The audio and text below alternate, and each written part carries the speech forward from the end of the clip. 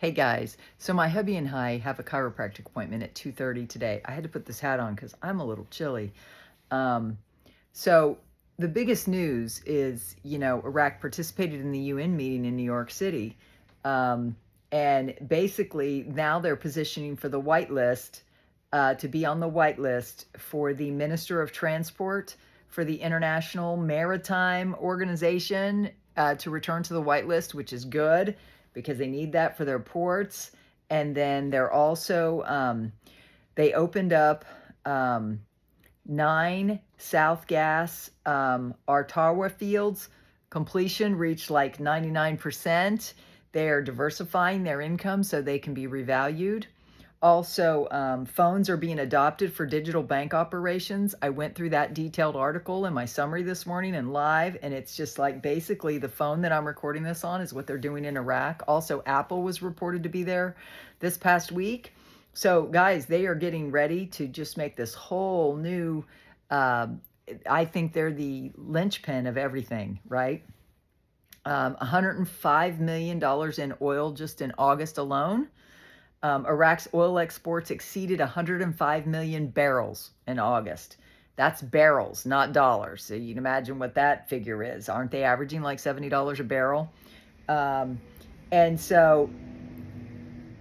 over there in Iraq, our team hit a high of 54 degrees Celsius, which is 108 degrees here, or 108 degrees here. So it's very hot over there. It's very chilly here. I'm heading into the fall season where I get very cold. I've got thicker socks on. I've got my LL Bean, like, I don't know, navy canvas, for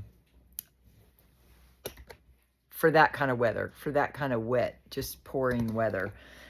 So now we go on to the intel of everybody else. Guys, I believe this is done. The Holy Spirit told me it was done.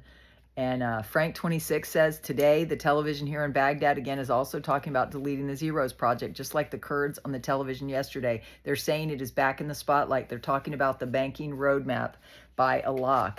Now, guys, I'm the one who explains it very simply, and at 2:22 minutes, I'm going to do it here. This is currency. 1 USD, the fiat dollar, which is worth a lot more than other people's currencies because we flooded the market with the dollars. But the US dollar here equals 1,310 Iraqi dinar right now. Okay, $1 buys that much Iraqi dinar. Now, there's no smaller denominations yet, right? So the way you get the rate is you take the 1 USD, the fiat dollars, divided by the fiat dollars over here, and you get the rate. So it's 0.00076 of 1 US dollar. So if they remove the 3 zeros, it's a nominal rate in Iraq because they're not on the Forex, they're not an international currency yet. That's what we're waiting for. But if they remove the 3 zeros, all they do is move the decimal point over 1, 2, 3 spaces. And then you've got a new nominal rate, 0.76 to 1 US dollar. So what does that mean for you? So there is no lop of the currency. Deleting the zeros is not having to do with the currency. It has to do with the foundation of the rate underlying the currency. You understand? Yeah, probably have to be a financial person to understand, but maybe not. There are other very smart people out there. So if they just delete the zeros and they allow the nominal rate to go in Iraq, okay, it would be 0.76 times the $25,000 note would be 19,000 US dollars, okay, because it's in relationship to the dollar. We live here in the US. We're not going to have to exchange our currencies for the lower denoms. That's something they will do in Iraq. Depending on whether they release it in Iraq first before it goes on the foreign exchange, it doesn't become a international currency that you can do at our banks until it hits Forex. Okay, everybody here in America is waiting for it to hit Forex. I hope that is clear. If not, please get on my live stream tonight at 5 and ask me these questions. I will go through this again. We need to keep repeating this because even if they just delete the 3 zeros, 76 cents, you've got a good value for whatever you paid for your dinar. But if they reinstitute it, like Nader said on his live stream yesterday, it's going to be 322. Okay, that's a reinstitution of the rate. right? And Nader was saying he could even accept, $4 or whatever. But guys, when it hits 4x, it could go really high, but then settle back down. It's not going to stay up there. It's just going to rise up there. So you got an opportunity to a quantum leap here. If you want to know my strategies for how you can negotiate to get the best timing in the market, once this is released to 4x, okay, let me know. You can look at my pinned comment down below. I'll try to get this loaded before we leave. So now that you understand deletion of the zeros is nothing to fear, it's not off the currency, it's off the underlying exchange rate, which is a nominal rate in Iraq because they're not an exchange rate until it can be exchanged with other countries. Okay, it's a nominal rate in Iraq. Okay, so Frank 26 says, today, the television here in Baghdad again is talking about deleting the Zero Project. I just explained it to you. Just like the Kurds television yesterday, they're saying it is back in the spotlight. They're talking about the banking roadmap by Iraq. Yes, Mountain Goat. We have been told many times that the project to delete the zeros is not just a common project to redenominate, but for Iraq, it is also a stepping stone as part of the process to the reinstatement. It's part of the process to the reinstatement. If they move the decimal point 3 places, they don't get rid of it. They just move it a little bit. Right?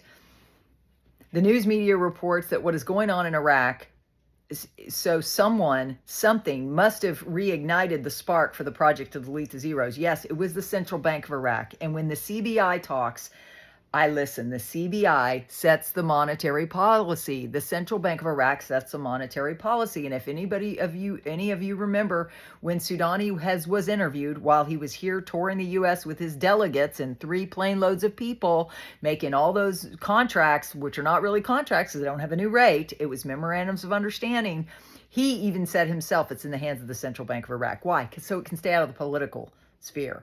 Okay, so it's in the hands of the Central Bank of Iraq. I've always maintained that position. Then Mark Z comes in with question, can you talk about the rate changes bankers were seeing? Mark Z said most of what the bankers saw they think is a little low. Could be a placeholder rate or a test rate, in-country rate, but they are once again starting to see rates that are close to what we expect. Mark has always said it could be $3 to $4 range. Bruce, some people believe, it's all going to start on the 1st of October.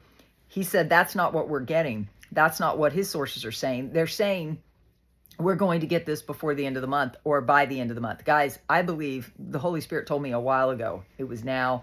This was the month of my birthday. It's also Jesus Christ's birthday this month. So it's a start of a new, I think it's the start of a new year if you're a Messianic Jew or if you're in the coordinating with Hebrew Bible. I'm not an expert on that, guys. I'm just an expert on the Bible as I currently read it through the Spirit, right? So, guys, I hope you'll get on my live tonight at 5 where I can answer any questions there that may come up as a result of doing this. And then Claire says, we are working to support investments that aim to diversify the economy away from oil. They've been doing that. Caparoni says oil prices will drop like Iraq, then Iraq will be back to austerity measures again. One can hope. Iraq needs motivation. Caparoni's always been the negative person in the bunch, right? Jeff says they need to step away from oil. That's a world trade requirement. They need additional forms of revenue streams to join the world trade. They can't just have oil as their only revenue stream. They really have to roll out taxation and implementation. They are rolling out taxation with Kuwait.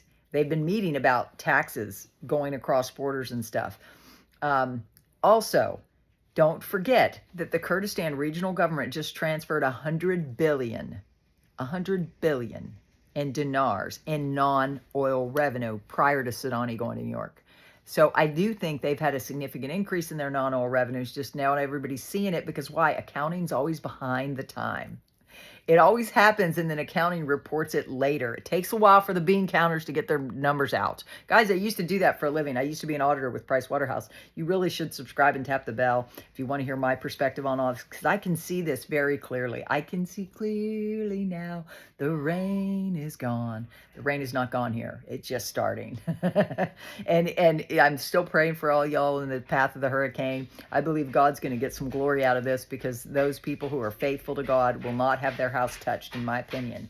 So that's about it, guys. I do these summaries every day. Go look at yesterday's summary. Go look at this morning. I gave you more details this morning, along with a lot of other ancillary information. If you watch my videos, you're always going to learn a ton because I have a lot of information to share. It's all up in my brain because of all my auditing experience, my CFO experience. You just need to subscribe and tap the bell so you can take advantage of all this free information. Again, I'll be live again at 5. See you then. Bye. Love you. Peace.